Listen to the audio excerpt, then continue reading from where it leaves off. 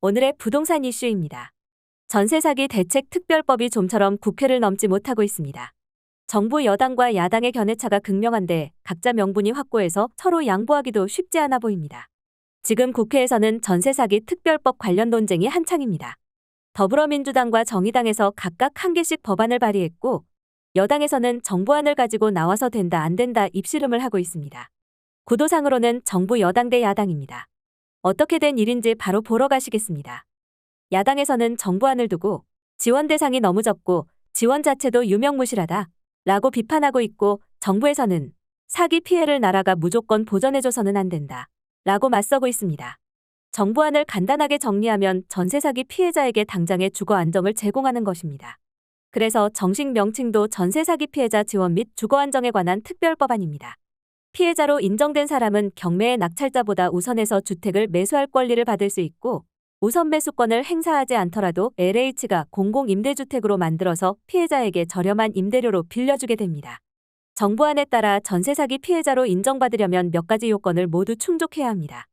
일단 임차권 등기를 마쳐야 하고 보증금은 3억 원 이하여야 합니다. 그리고 임대인이 파산 회생 절차를 밟거나 경공매 절차가 개시돼서 다수의 임차인에게 피해가 발생해야 하고, 수사 개시, 임대인 등의 기망 또는 임대인이 보증금을 반환할 능력이 없는 자에게 소유권을 양도하는 등의 경우에 전세 사기 피해자로 인정받을 수 있습니다. 이 4개 요건은 원래는 6개였지만 너무 빡빡하다는 야당의 비판을 수용해서 일부 수정이 된 내용인데요. 야당에서는 피해자의 범위가 너무 좁다고 비판하고 있습니다. 사실 요건을 정리해보면 대규모 악질 사기 사건의 선량한 피해자로 한정되는 건 똑같긴 합니다.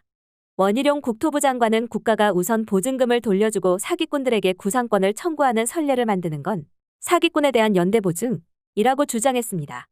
원희룡 국토교통부 장관은 우선 가능하지 않고요. 설사 가능하다 하더라도 사기 피해의 범죄 금액을 사기꾼들에 대해 연대보증하는 역할을 국가가 해야 하는가? 이런 점에 대해 국민적인 합의가 이루어질 수 없다고 생각합니다. 라고 말했습니다. 여기에는 국가가 국민이 겪는 모든 고통에 무한정 책임을 질 수는 없다는 현실적인 입장이 담겨 있습니다. 물론 그 현실적인 입장은 소수의 간절한 희망을 외면하는 차가운 선택이기도 합니다. 보통 현실론의 반대는 쉽사리 이상론으로 읽히곤 합니다만, 야당안은 또 다른 현실에 닿아 있습니다. 실제로 막대한 피해를 고스란히 짊어지게 된 피해자들이 현실에 수두룩합니다. 이번 전세 사기나 깡통 전세의 원인이 피해자의 부주의나 일부 악의적인 범죄자들에게만 있다면 애초에 특별법 논의도 있을 리 없었습니다. 올 상반기를 뒤흔든 전세 문제는 집값 하락, 금융환경의 변화, 제도적 허점 등 다양한 원인이 복합적으로 작용한 결과 피해가 확대된 사건입니다. 그래서 야당에선 일련의 전세 관련 사건들을 재해에 가까운 것으로 취급해서 국가의 책임을 강조하고 있습니다.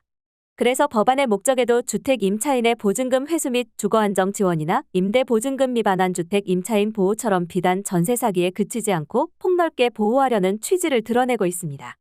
3월 30일에 발의된 민주당의 법안을 정리하면, 임대차 보증금이 반환되지 않았는데 자력구제가 어려울 경우에는 임차인의 보증금 채권을 공공에서 매입해서 출구를 마련해주는 것입니다. 공공에서는 이렇게 가져온 채권을 들고 임차보증금을 반환하지 않은 임대인에게 대신 돈을 받거나 집을 받아서 공공임대주택으로 공급하면 된다는 구상입니다. 적용 대상도 굉장히 넓습니다. 아래에 열거하는 요건 중에 하나만 해당되어도 특별법이 보호하는 임차인이 됩니다. 여러 요건들이 있습니다만 간단하게 분류하면, 임대인이 보증금을 이유 없이 반환하지 않거나 그런 상황이 우려되는 경우, 전세 사기 피해자인 경우, 관련 구제 절차를 거쳐도 임대차 보증금 전액 반환이 위험한 경우입니다. 자력구제가 가능한 경우에는 제외됩니다. 4월 3일에 정의당과 일부 민주당 의원들이 제출한 법안도 맥락이 비슷합니다. 자력구제가 어려운 임차인의 보증금 채권을 매입해주는 내용입니다. 대신 여기서는 한 발 더 나아가서 임대보증금의 절반 이상은 꼭 받아갈 수 있도록 정했고, 적용 제외 대상에 자력구제가 가능한 사람과 임대보증금이 우선 변제 대상 보증금 기준의 2배인 사람을 포함시켜서 약자 보호라는 명분을 살렸습니다. 야당안은 피해자들에게 실질적인 도움이 된다는 장점이 분명하지만 정부 여당의 지적에 아주 취약합니다. 국가가 모든 국민의 모든 선택에 무한하게 책임을 질 수는 없다는 것입니다. 국토교통위원회 수석 전문위원회 법안 검토 보고서도 일관되게 이 점을 지적하고 있습니다. 공공이 개인의 민사 채권의 집행을 담보하기 위해 개입하는 게 바람직한지, 그렇다면 어느 범위까지 담보해야 하는지 근원적인 차원의 고민이 필요하다고 했습니다. 송병철 국토교통위원회 수석전문위원은 사기죄의 피해자이기 때문에 공공기관이 개입하여 피해자를 보호해야 한다는 근거라면 전세 사기 이외의 다른 모든 사기 범죄의 피해자에 대해서도 공공기관이 피해자의 채권을 양수하는 방식으로 피해자를 보호해야 한다는 주장도 성립할 수 있으며 라고 했습니다. 올 상반기 임차인들에게 큰 고통을 안긴 전세 사기, 깡통 전세는 아직도 현재 진행형입니다. 당장의 지원 대책이 시급하다는 건 모두가 인정하는 사실이지만 여야의 입장차가 분명하고 명분도 확고해서 쉽게 어느 쪽 편을 들기가 어려운 것 같습니다. 오늘의 부동산 이슈 네티즌들의 반응을 살펴보며 마치겠습니다. 여러분들의 의견도 댓글로 남겨주세요.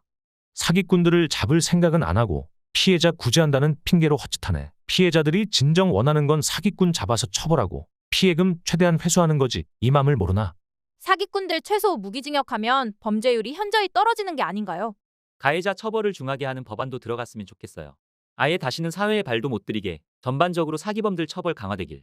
어떤 가소로운 넌 발상인지. 문제가 생기면 보완하고 개선해야지. 골치 아프니까 없애겠단다 애효. 그냥 국토부를 없애라. 세금은 귀신같이 빼먹는 정부가 자본금 없이 부동산 갭 투기로 자산마구 분려대는 인간들을 제대로 모니터링하지 않은 책임도 있지. 강남에서 집 한 채로 이사하려는 사람들 조목조목 줘서 쓰듯 괴롭힐 노력이면 상식적인 범주를 벗어난 투기꾼 몇 놈 모니터링 충분히 한다. 물론 걔들이 만약 시의원, 국회의원 정치자금 뒤로 대준다면 모니터링이 작동 안 하겠지만 지금처럼 사기치고 그 돈으로 호화 변호사 선임하고 23년 감옥살이하고 나오면 되는 세상이라면 문제가 크다. 사기죄 형량도 올리고 사기로 취한 이득 모두를 몰수하여 피해자들에게 반환, 부족금 징역으로 필요하다면 잠을 못 자고라도 일을 해서 채우는 등의 법률 개정이 필요하다. 벌은 자기의 불법 행위에 따른 결과에 대해 책임을 지게 만드는 것이다. 그냥 매매 월세 두 가지만 해라. 부동산법 어렵게 해서 법무사비 공인중개사비 내게 하지 말고. 국회의원 비리 많다고 국회 폐지하냐. 전세제도 자체가 투기하라고. 집값 끌어올리려고 만든 제도인데 없애야지. 부동산으로 사기친 놈들을 강력하게 처벌하는 법을 먼저 만들어야지. 순서가 거꾸로 된 것 같다. 제일 핵심인 가해자 재산 환수랑 소급 적용이 없네. 국회들이 갑자기 무슨 바람이 불었나 했다 쯧쯧. 어이없네. 공인중개사 책임 50% 부담하게 법고 치세요. 사기꾼들하고 공범되잖아요.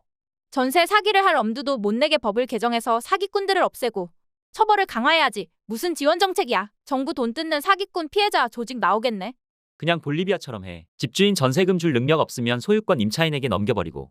다들 전세 사기당해서 혜택 받으려고 노력하겠네. 교통사고 피해자나 보이싱 피해자도 특별법 만들어서 나라에서 구제해주면 되겠다. 여기까지 네티즌들의 반응이었습니다. 시청해주셔서 감사합니다.